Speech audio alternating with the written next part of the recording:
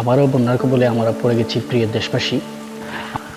এই মুহূর্তে আপনারা দেখতে পাচ্ছেন বিভিন্ন সোশ্যালে যে বাংলাদেশের অবস্থা বেশি একটা ভালো না। আপনারা যে যেখান থেকে অবস্থান করছেন, যে যেখান থেকে দেখতেছেন, আপনারা সহযোগিতা করবেন একে অন্যকে।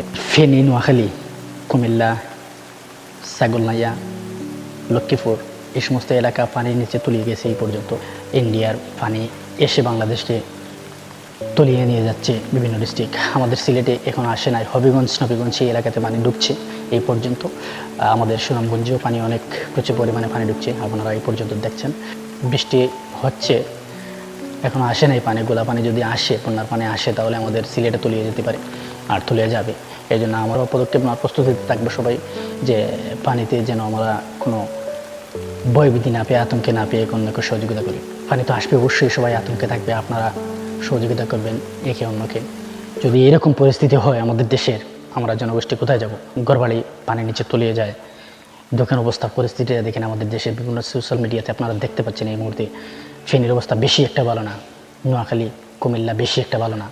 আপনারা দোয়া করবেন, দেশ বিদেশ থেকে যেখান থেকে দেখতেছেন আপনারা সবাই সহযোগিতা করবেন একে অন্যকে। আমাদের দেশ ইন্ডিয়ার পানি দিয়ে বাঁধ আছে না, সুইচ গেট আছে না, এইগুলো ছেড়ে দেওয়া হয়েছে, এইগুলো দিয়ে পানি ঢুকতেছে বাংলাদেশে। যদি এই পানি বাংলাদেশের চতুর্দিকে অবস্থান করে, তাহলে বাংলাদেশ ভালো থাকবে না। এই আনসিজনেও যে বাংলাদেশে পানি আসছে, এটা পরিকল্পনার বাইরে।